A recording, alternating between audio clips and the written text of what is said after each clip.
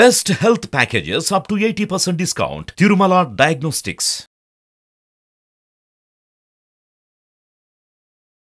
నమస్తే సురేష్ గారు. నమస్కారం అండి ఉషా గారు.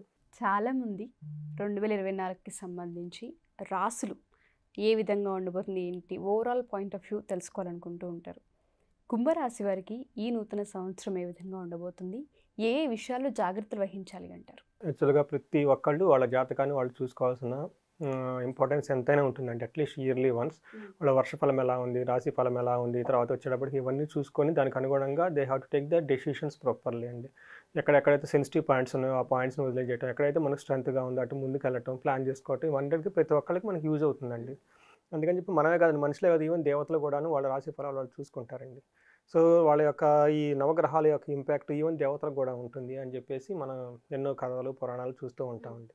ఇప్పుడు వచ్చేటప్పటికి మనకి special occasion yearly prediction 2024 new year రాబోతుంది. ప్రతి ఒక్కరికి క్యూరియాసిటీ ఉంటుంది. ఓ ఇయర్ అంతా కంప్లీట్ అయిపోయింది, నెక్స్ట్ ఇయర్ రాబోతుంది, ఈ ఇయర్లో మనకి ఎలా ఉంటుంది ఏంటి అని చెప్పేసి ప్రతి ఒక్కరికి క్యూరియాసిటీ ఉంటుంది. సో అదే ది సేమ్ పరంపర we are trying to astrology point of view, Vedic astrology point of view 2024 ఎలా ఉండబోతుంది అనేది మనం చూద్దాం. సో ఇది వచ్చేటప్పటికి మనకి కుంభరాశి వాళ్ళకి వచ్చేటప్పటికి ధనిష్ట 3-4 పాదాలు, తర్వాత వచ్చేటప్పటికి శతభిషం 1-2-3-4 పాదాలు, తర్వాత 4 పాల్గొని 1-2-3 పాదాలు ఈ రాశుల్లో పుట్టిన వాళ్ళకి మనకి కుంభరాశిగా చెప్పుకుంటాం. ఆ తర్వాత వచ్చేటప్పటికి పేర్లు వచ్చేటప్పటికి మొదటి అక్షరం ఉన్న వాళ్ళకి కూడాను మనం వాళ్ళ పేరు బలాన్ని బట్టి కొంత చూసే ఒక ఆచారం కూడా మనకు ఉంది, ఒక పద్ధతి. ఆ అక్షరాలు వచ్చేటప్పటికి మనకి గు, గే, గో, సా, సి, సు, సే, సో, ద ఈ అక్షరాలు పేర్లతో మోరార్లెస్ ఆ సౌండ్తో ఉన్న వాళ్ళకి కూడాను మన కుంభరాశి కింద వస్తారని చెప్పుకోవచ్చు అనమాట. సో ఈ కుంభరాశిని ఎందుకు పిలిచామంటే వాళ్ళు జన్మించినప్పుడు కొండలలో మూన్ వచ్చేటప్పటికి కుంభంలో కనుక ఉంటే, కుంభరాశిలో కనుక చంద్రుడు ఉంటే వాళ్ళని కుంభరాశి అని చెప్తారనమాట. సో అందుకే అది ఆ రాశిలో ఉండటం వలన ఏమవుతుందంటే చంద్రుడు వాళ్ళకి బై డిఫాల్ట్ కొన్ని మెంటల్ ఫ్యాకల్టీని ఇస్తాడనమాట. అవి ఏమి ఇస్తారంటే కుంభస్తే గతశీలవాన్ బుధ జనద్వేషీ చ విద్యాధికో అని చెప్పేసి సాంస్క్రిట్లో ఒక వర్డ్ చెప్తారనమాట. ఎవరికైతే కుంభరాశిలో కనుక చంద్రుడు ఉంటే వాళ్ళు పుట్టడంతో ఈ ఫ్యాకల్టీస్ పుడతారు అని చెప్పేసి. దానికి మీనింగ్ ఏముంటేనండి, చంద్రుడు ఉండటం వల్ల వాళ్ళకి ఏమవుతుందంటే అండి out of the box, out of the way వాళ్ళు వెళ్ళిపోయి కొన్నిసార్లు పనిచేస్తూ ఉంటారు. సో దానికి తర్వాత ఏమంటే పండితులు ద్వేషి, కొన్నిసార్లు హైలీ ఎడ్యుకేటెడ్గా ఉండి ఎవరైనా మన మంచి సలహా ఇచ్చినా కానీ వాళ్ళు దాన్ని కేర్ చేయరు. వాళ్ళ ఓన్గా వాళ్ళు వెళ్ళి ఎక్స్పెరిమెంట్ చేసి వాళ్ళ ఓన్గా వెళ్ళాలనుకునే మనస్తత్వం అనమాట. ఒక రకంగా అది మంచిది, ఒక రకంగా అది మంచిది కాదు. ఇన్నోవేటివ్ పర్స్పెక్టివ్లో అవుట్ ఆఫ్ బౌండరీ వెళ్తే ఇన్నోవేషన్ వస్తుంది, లేదంటే ట్రాడిషనల్గా వెళ్తే కనుక మంచోడు అంటారు కానీ రిజల్ట్ రాకపోతే, సో ఏదో ఒక చోట మనం వీళ్ళు బ్యాలెన్స్ చేసుకుంటూ లైఫ్ని వెళ్తూ ఉంటారు. అంతేకాకుండా వీళ్ళు విద్యావంతులు, బాగా హైలీ ఎడ్యుకేటెడ్, చాలా వాళ్ళు చిన్న జాబ్ చేస్తున్నా కానీ వాళ్ళ ఎడ్యుకేషన్ చాలా ఎక్కువగా ఉంటుంది అన్నమాట కుంభరాశిలో ఉన్న వాళ్ళకి. ఈ సంవత్సరం వచ్చేటప్పటికి 2024 వాళ్ళది ఎలా ఉందంటేనండి, ఫస్ట్ వీళ్ళకి ఏలినాటి శని నడుస్తూ ఉందండి. సో ఏలినాటి అది కూడా వీళ్ళకి బాగా పీక్ స్టేజ్లో ఉందన్నమాట. పీక్ స్టేజ్లో ఉండటం అంటే శని వాళ్ళు కరెక్ట్గా నెత్తి మీద కూర్చున్నారు అని చెప్పాలన్నమాట. సో అందువల్ల ఏమవుతుందంటే వాళ్ళకి బాగున్న టైంలో చాలా బాగుంది, బాగాలేని టైంలో చాలా బాగలేదు. సో చాలా బ్యాలెన్స్డ్గా చేసుకుని 1-2 సార్లు ఆలోచించి చూడాల్సిన అవసరం, సిచ్యువేషన్ వీళ్ళకి ఉందన్నమాట. సో ఎనీవే బ్రాడ్గా వాళ్ళ డీటెయిల్ చూసే ముందు వాళ్ళకి ఏం చెప్తుంటే ఏలినాటి శని రెండో పీక్ స్టేజ్లో ఉండటం వల్ల వాళ్ళు ఏది హెవీగా ఇన్వెస్ట్మెంట్ చేసేవన్నీ ఏమీ చేయకూడదు, ఆపుకోవాలంటే మంచిది, ఫినాన్షియల్గా దెబ్బతినకుండా. అవును. తర్వాత న్యూ ప్రాజెక్ట్స్ ఏదన్నా మనం ఎక్స్పెరిమెంట్ చేద్దాం అనుకునే యాటిట్యూడ్స్ అయితే ఉండకూడదు. 3 స్మార్ట్ వర్క్ చేద్దాం, కష్టపడకుండా ఇలా అలా రొటేషన్ చేసి ఇలా అలా చేద్దాం అనుకున్నా కూడా చేయకూడదు, ఎందుకంటే శనికి అలా చేస్తే నచ్చదనమాట. సో వాళ్ళకి ఆకాశంలో తేలిపోతే ఏదేదో మాట్లాడుకొని ఎక్కడెక్కడ ప్లాన్లు పెడితే అవన్నీ వర్కౌట్ కాదు. వాళ్ళు bottom of the ground touch చేయాల్సిందే, చెప్పులు తీసేసి కాళ్ళ మీద నడవాల్సిందే, 1కి 10 సార్లు తిరిగి వర్క్ చేయించుకోవాల్సిన పరిస్థితి వాళ్ళది. సో ఈ క్రమంలో వాళ్ళకి ఇన్సల్ట్ రావచ్చు, అవమానం రావచ్చు, ఇవన్నీ చేయొచ్చు. సో వాటిని అన్నింటిని పట్టించుకోకుండా వాళ్ళు జాగ్రత్తగా వర్క్ చేసుకోవాల్సిన సంవత్సరం వాళ్ళది. సో ఇప్పుడు డీటెయిల్స్కి వెళ్ళాం అనుకోండి, టెక్నికల్గా కుంభరాశిలో వాళ్ళు ఉన్న రాశిలోనే శని భగవానుడు ఉన్నాడు. సో ఈ సంవత్సరం అంతా వాళ్ళు అక్కడే ఉంటారు. అది ఒక మంచి ఆస్పెక్ట్, ఎందుకంటే శనికి అది ఉచ్చ స్థానం కాబట్టి మిగతా రాశులకి పెట్టినంత కష్టం వీళ్ళకి రాశికి పెట్టరాదు, ఎందుకంటే సొంత రాశి ప్లస్ ఉచ్చ స్థానంలో ఉండటం వల్ల. రెండోది వచ్చేటప్పటికి రాహు వచ్చేటప్పటికి 2nd హౌస్లో ఉన్నాడు. ట్రాన్సిట్ ప్రకారం రాహు మంచిది కాదు వాళ్ళకి, ఫైనాన్షియల్గా కానీ ఫ్యామిలీ రిలేటెడ్ ప్రాబ్లమ్స్ కానీ ఉంటుంది. మా జన్మ కుండలిలో రాహు వేరు, ఇక్కడ కుండలిలో వచ్చే రాహు వేరు అనమాట. ఇక్కడ వచ్చి నెగెటివ్ ఎఫెక్ట్స్ ఇస్తా ఉంటారనమాట. థర్డ్ జూపిటర్ వచ్చేటప్పుడు థర్డ్ హౌస్లో ఉన్నారు, కొంచెం బాగుంటుంది. బట్ వీళ్ళకి బాగా ప్రొటెక్ట్ చేసేది ఎవరంటే ప్రస్తుతానికి జూపిటర్. తర్వాత కేతు 8th హౌస్లో ఉండటం వల్ల అగైన్ అది కూడా అంత మంచిది కాదు, అది హెల్త్ రిలేటెడ్ డిస్టర్బెన్స్ కలగజేస్తూ ఉంది. బట్ టోటల్గా చూసుకుంటే 50% శని వల్ల బాగుంది, ఒక 50% వచ్చేటప్పటికి జూపిటర్ వల్ల కూడా బాగుందని చెప్పుకోవచ్చు. మిగతా 2 ప్లానెట్స్ వచ్చేటప్పుడు అవుట్ ఆఫ్ 4 ప్లానెట్స్లో వాళ్ళు అంత సరిగ్గా ఎఫర్ట్ వాళ్ళకి ఇవ్వట్లేదు అని చెప్పుకోవాలన్నమాట. సో వీళ్ళు కొంచెం బ్యాలెన్స్డ్ చేయాల్సిన టైం. సో ఫస్ట్ హౌస్లో శని ఉండటం వల్ల ఏమవుతుందంటే వాళ్ళకి ఏదైనా పని చేస్తే అవుట్కమ్ ప్రాపర్గా వస్తుంది, అది ఒక బెనిఫిట్ వాళ్ళ అధిపతి రాశిలో ఉండటం వల్ల. రెండోది వాళ్ళకి చాలా మంచి స్ట్రెంగ్త్ ఉంటారు, వాళ్ళు మాట్లాడిన మాటలు కానివ్వండి, తర్వాత వాళ్ళు ఏదైనా డెసిషన్స్ కానివ్వండి బాగా మంచి రిజల్ట్స్ వస్తాయి. చక్కగా మాట్లాడితే దానివల్ల రిజల్ట్ వస్తుంది. ఏదైనా మంచి డెసిషన్ తీసుకునే కెపాసిటీ వాళ్ళకు ఉండేసి ప్రాపర్గా డెసిషన్ తీసుకొని ముందుకెళ్తారు. ఇది ఒక ప్లస్ పాయింట్ అని చెప్పుకోవాలి. ఎందుకంటే ఎప్పుడైతే వాళ్ళ మైండ్ బాగుండి డెసిషన్ తీసుకుంటారో వచ్చే డిఫికల్టీస్ వాళ్ళు ఓవర్కమ్ చేయొచ్చు అనమాట. డెసిషన్ మేకింగ్ చాలా బాగుంటుంది. తర్వాత వాళ్ళకున్న థాట్స్ కానివ్వండి, మంచి ఎక్స్పర్ట్నెస్ కానీ ఒక రైట్ ఛానల్లో పెట్టుకొని ఉపయోగించుకునే కెపాసిటీ వాళ్ళకు ఉందన్నమాట. తర్వాత they will bring excellent success in various areas of their life. ఎక్కడున్నా కానీ వేరియస్ లైఫ్లో వాళ్ళకి సక్సెస్ పెట్టుకుని ఒక మైండ్ సెట్, ఒక స్కిల్స్, ఒక కెపాసిటీ, ఒక స్టామినా వాళ్ళ దగ్గర ఉంటుంది. అది ఫస్ట్ ప్లస్ పాయింట్. సెకండ్ వచ్చేటప్పటికి జూపిటర్ 3rd హౌస్ ఉంటుంది, ఇప్పటి వరకు మే వరకు ఉంటుంది. మే నుంచి మళ్ళీ 4th హౌస్లోకి వెళ్ళిపోతుంది. ఓవరాల్గా ఏమవుతుందంటేనండి వాళ్ళ ఇన్కమ్ ఇంక పెరుగుతుంది. తర్వాత వచ్చేటప్పటికి వాళ్ళకి efforts to maintain harmonious in the married life. So May వరకు అయితే వాళ్ళకి ప్రాబ్లమ్స్ అయితే ఏముండవు, మ్యారీడ్ లైఫ్లో హ్యాపీగా వెళ్ళిపోతూ ఉంటుంది, బిజినెస్లో గ్రోత్ ఉంటుంది. తర్వాత ఓవరాల్ ఎన్హాన్స్మెంట్స్ ఆఫ్ వాళ్ళకి ఏదైనా ఫస్ట్ శని ఇచ్చిన ఒక డెస్టినీకి గురువు వాళ్ళకి సపోర్ట్ ఇచ్చేసి వాళ్ళు అనుకున్న దాంట్లో స్మూత్గా వెళ్ళే ఒక అవకాశం ఇక్కడ వాళ్ళకి క్లీన్గా కనిపిస్తుంది అనమాట. తర్వాత వీళ్ళు బాగా చారిటబుల్ యాక్టివిటీస్లో ఇన్వాల్వ్ అవుతారు ఈ సంవత్సరం వచ్చేటప్పటికి. అది చేస్తే ఇంకా ఇంకా శనికి చాలా మంచిది అనమాట. యాక్చువల్గా శనికి చారిటీస్ చేస్తే చాలా మంచిది, సేవ చేస్తే ఇంకా మంచిది అనమాట. Contributing the society and earning respect as the esteemed individual. వాళ్ళకి డిగ్నిఫైడ్గా ఎంత అయితే ఎర్నింగ్ కావాలో ఎంత ఎర్నింగ్ అనేది వాళ్ళకి వస్తుంది అనమాట ఈ సంవత్సరం. అది జూపిటర్ వల్ల వస్తుంది. ఇప్పుడు మెయిన్ నెగిటివ్ సైడ్కి వచ్చిపోయానుకోండి, రాహు తర్వాత 2nd హౌస్లో is not good. 8th house Ketu ఉండటం వల్ల కూడా హెల్త్ రిలేటెడ్ ప్రాబ్లమ్స్ వాళ్ళకి. తర్వాత అనవసరమైన ఆర్గ్యుమెంట్స్, తర్వాత ఫుడ్ హ్యాబిట్స్ ఇర్రెగ్యులర్గా ఉండటం, అనవసరమైన ఆల్కహాల్ ఇలాంటివన్నీ తీసుకోవటం, ఏ పడితే అవి తింటాం అవన్నీ చేస్తే వాళ్ళ టెండెన్సీ అలా ఉంటుంది. ఈ సంవత్సరం వాళ్ళు అవాయిడ్ చేస్తే చాలా మంచిది, ఎందుకంటే వాళ్ళు ఫుడ్ పాయిజన్ అయ్యి దాని ద్వారా వ్యాధులు వచ్చే ఛాన్సెస్ కూడా ఉంది. తర్వాత వచ్చేప్పుడు కేతు 8th హౌస్లో ఉండటం వల్ల వాళ్ళు ఏమంటారు, సీక్రెట్ రిలేటెడ్ అన్డిస్క్లోజ్డ్ డిసీజెస్ ఉంటాయి అనమాట. గుప్త రోగాలు అంటారు కదా, అలాంటి రోగాలు వచ్చేసి వాళ్ళకి ఇబ్బంది పడే అవకాశం, బయటికి చెప్పుకోలేరు, లోన్ ఉండి బాధపడతారు, ఇలాంటివి వచ్చే ఛాన్సెస్ కూడా ఈ సంవత్సరం వాళ్ళకు ఉందన్నమాట. సో బట్ కెరీర్ అయితే ఎలా ఉందండి, కెరీర్ చాలా మిక్స్డ్గా ఉంది, ఒక రకంగా చాలా బాగుందని కూడా చెప్పాలి. ఎందుకంటే కెరీర్లో చాలా ఎక్కువ పాయింట్లు వచ్చేసినాయి వాళ్ళకి చెప్పుకోవాలంటే. వాళ్ళు చేసే ఎఫర్ట్స్కి ఏదైతే రిజల్ట్ వస్తుందో ఆ రిజల్ట్కి సంబంధించిన ఎఫర్ట్స్ యాక్టివిటీ వాళ్ళకి బాగా చేస్తారు.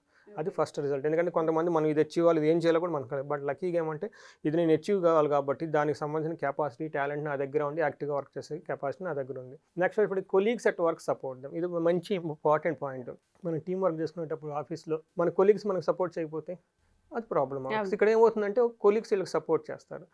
శని 10th హౌస్ని కూడా చూడటం వల్ల 10th హౌస్ మనకి వచ్చేటప్పటికి కర్మాధిపతి శని అవటం వల్ల అందుకు సంబంధించిన వర్క్లో ఏదైనా ఒక ఎఫర్ట్ పెడితే దానికి సంబంధించిన సక్సెస్ వస్తుంది, బాగుంటుంది. సిగ్నిఫికెంట్ జాబ్కి సంబంధించిన ఏదైనా సరే సిగ్నిఫికేషన్ కంట్రిబ్యూషన్ ఆ మొత్తం బాగా వచ్చేసి బాగుంటుంది అని చెప్పాలన్నమాట. దానివల్ల ఏమవుతుందంటే వాళ్ళకి రివార్డ్స్ వస్తాయి, పొజిషన్స్ వస్తుంది, ప్రొఫెషన్లో ఒక ప్రమోషన్ కూడా వచ్చేస్తుంది అనమాట. తర్వాత వచ్చేటప్పటికి కెరియర్ని బాగా ఉన్నతంగా ప్రమోట్ చేసే ఇయర్ అని వాళ్ళకి చెప్పుకోవాలి. Career wise is the best అని కెరియర్కి మాత్రం ఈ ఇయర్లో చాలా బాగుందని చెప్పాలి. తర్వాత వచ్చేటప్పటికి వాళ్ళకి ఒక ఫిబ్రవరి టు మార్చిలో ఫారిన్ ఆపర్చునిటీస్ కానీ హై ప్రెషర్తో ప్రమోషన్స్ కానీ వచ్చే ఛాన్సెస్ కూడా ఉందన్నమాట. తర్వాత వచ్చేటప్పటికి జనవరి అంటే వచ్చే జనవరిలోనే వాళ్ళకి మంచి ప్రమోషన్స్ కూడా ఛాన్సెస్ కూడా ఉందన్నమాట. ఇప్పుడు జూలై ఆగస్టులో వచ్చేటప్పటికి వాళ్ళకి ప్రమోషన్స్ కానీ ఏదైనా ఇన్సెక్యూరిటీ జాబ్ ఉంటే ఆ జాబ్ కానీ వచ్చే ఛాన్సెస్ ఉంది. టోటల్గా ఫారిన్ ఆపర్చునిటీ, వాళ్ళ ఎఫర్ట్స్కి రెస్పెక్ట్ వస్తుంది, తర్వాత వాళ్ళ కొలీగ్స్ సపోర్ట్ ఇస్తారు.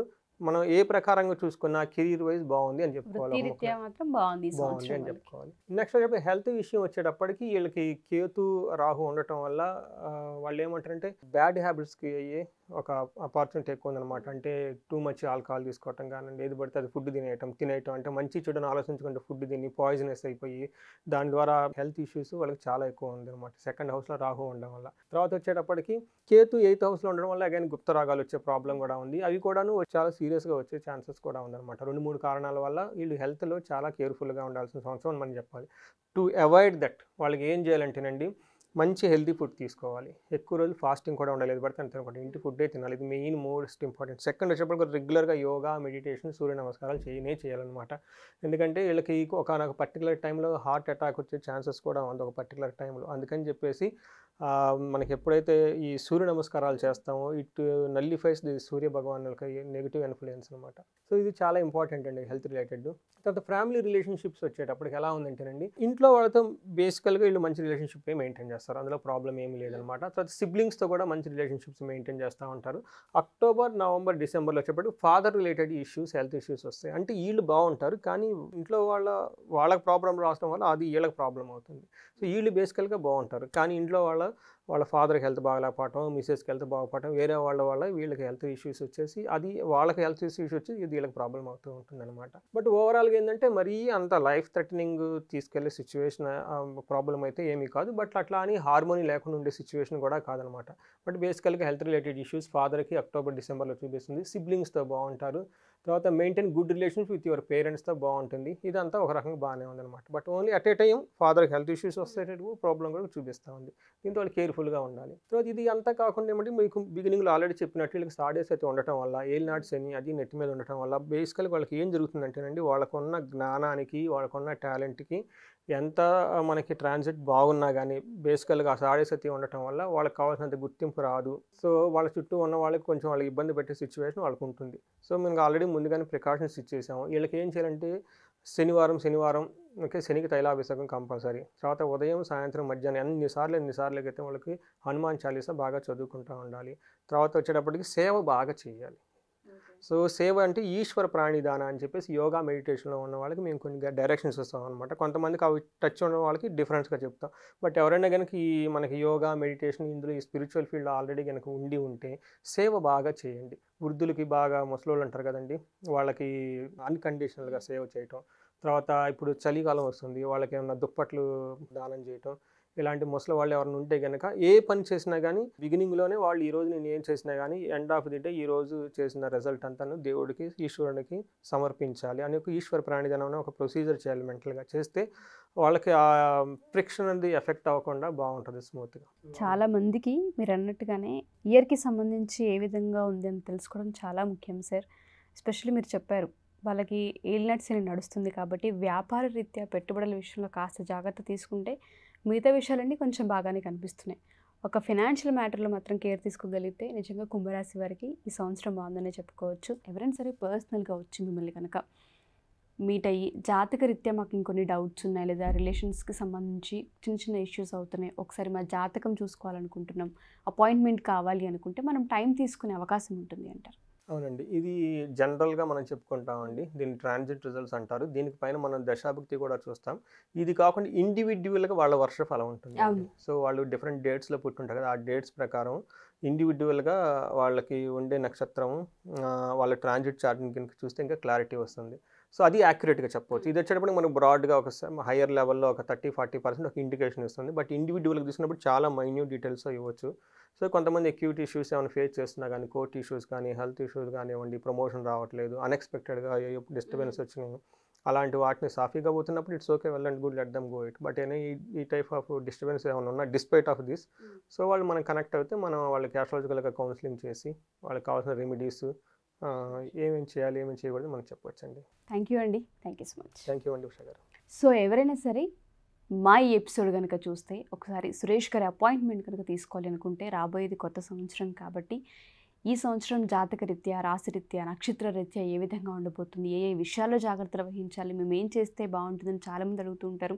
వాళ్ళందరికీ సంబంధించి అపాయింట్మెంట్ తీసుకోవడానికి సురేష్ గారు అయితే అవైలబుల్గా ఉంటారు. ఎవరికైనా డీటెయిల్స్ కావాలనుకున్నా, అపాయింట్మెంట్ తీసుకోవాలి అనుకున్నా కింద కొడుతున్న కాంటాక్ట్ నెంబర్ని కాంటాక్ట్ చేస్తే సురేష్ గారి టీం మీకు పూర్తి వివరాలు అందిస్తారు. Thank you.